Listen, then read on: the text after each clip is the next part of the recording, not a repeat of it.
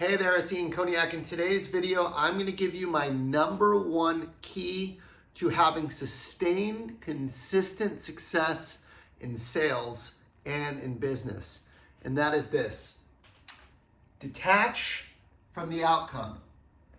Detach from the outcome. And this is one of the hardest things you're ever going to do, because let's talk about outcomes for a minute. Everybody wants outcomes in sales. What is outcomes? It's hitting quota, making a certain amount of money, being able to be a top leader, makes President's Club.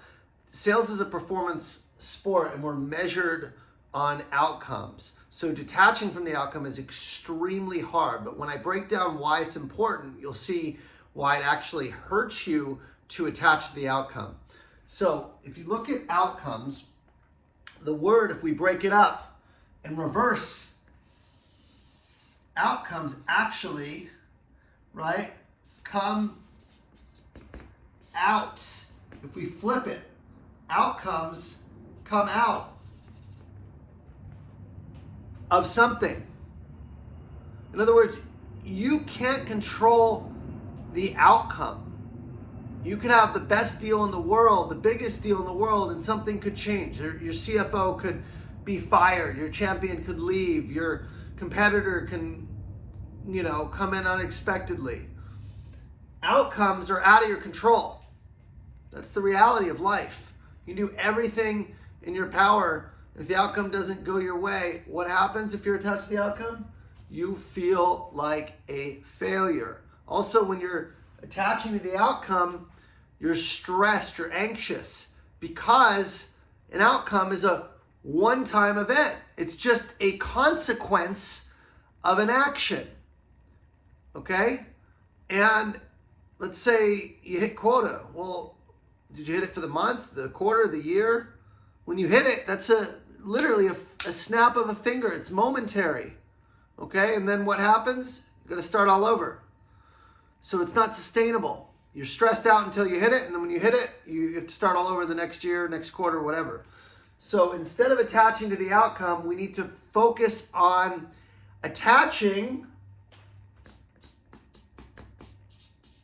to the input. The input. And here's the crazy thing about input.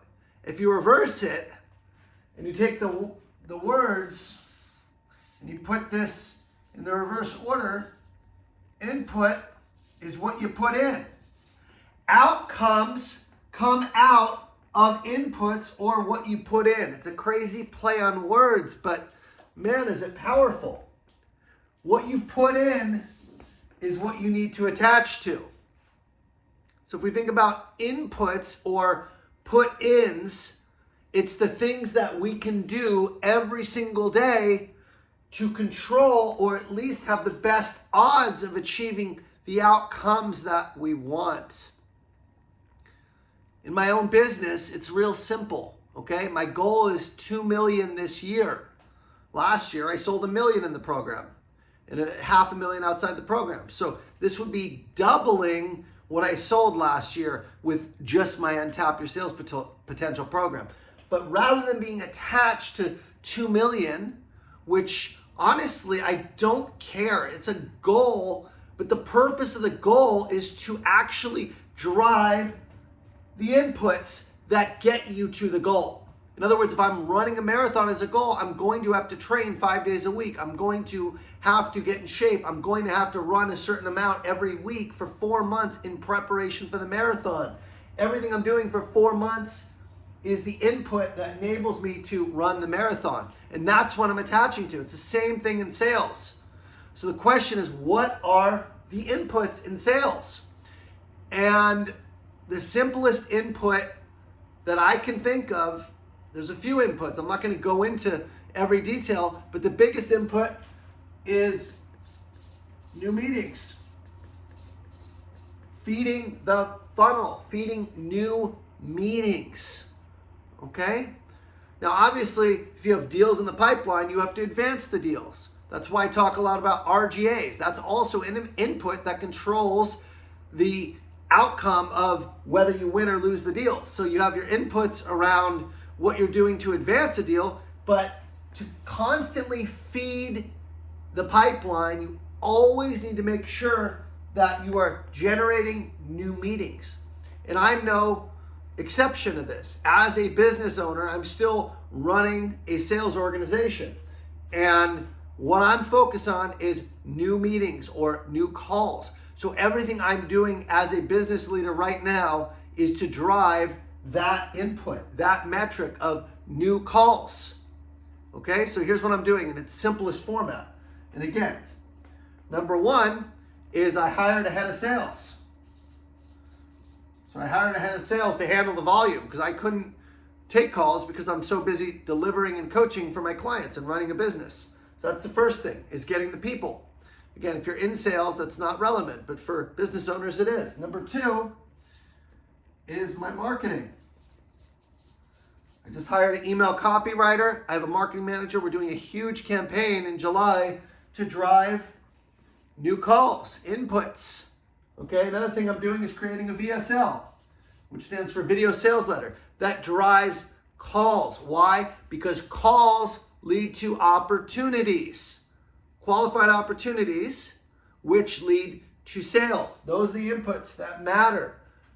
Meetings, opportunities. How many meetings, new meetings did I do that generated X number of opportunities? Once I know my metrics, I can just control the input. So for me, for our business, it was about 50% close rate. So based on 50% close rate, I have to have X number of meetings every week, right? That lead to 50% of sales, plug in my average selling price and work backwards to know how many meetings we need to do every single month to be able to hit our targets, right? So again, a simple example is if I have 10 meetings per week and half of those result in sales, okay, that means that I'm selling 5 deals a week or 20 deals per month, okay?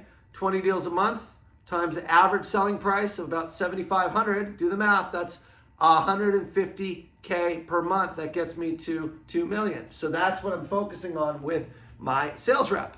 Now, if the ratio of meetings to close is 33%, then we need 15 meetings a week versus 10 meetings a week to get the same number of sales. So that is what we control, is the inputs. I don't care if you're an enterprise seller and you have a 100K average selling price or a 500K average selling price, it doesn't matter.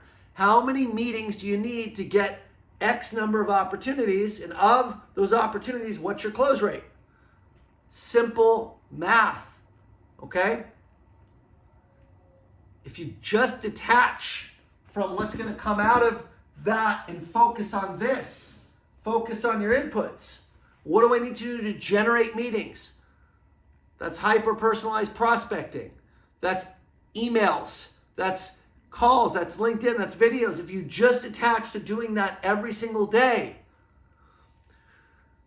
the rest is out of your control. But I promise you, you will feel like a winner because you've planned and you've executed the things that are going to give you the best odds of achieving the outcomes you want. When you do that, what happens? You hit the outcomes because they come out of the right inputs. So instead of focusing here, focus and ask the question, what are the right inputs for my business that I need to focus on to achieve the outcomes that I desire? If you want help on identifying what those inputs are, or if you need help with mindset, detaching from the outcome, detaching from needing to hit quota, needing to perform, feeling stressed because you're so attached to your performance, I'm offering free coaching calls with my head of sales to talk about how to detach from the outcome and to talk about how you can continuously maintain that same mindset through ongoing coaching.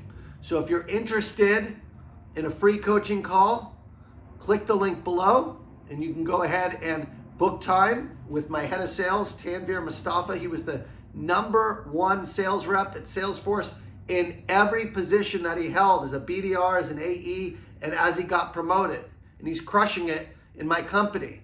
Why? Because winners find a way to win, because they focus on what they can control and let go of the rest. That's the key.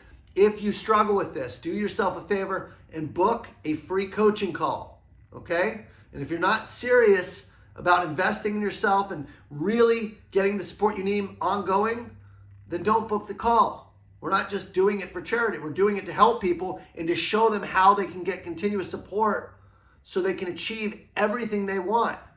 The coaching call is an input to drive the outcomes, which is sales, and I don't hide that. But the goal is to deliver so much value on that call that people want to work with us. They want to continue to get that support, because one 30-minute call isn't going to change a lifetime of negative mindset or bad habits. Okay? So go ahead and click the link. I'll leave it there. What are you waiting for? See ya.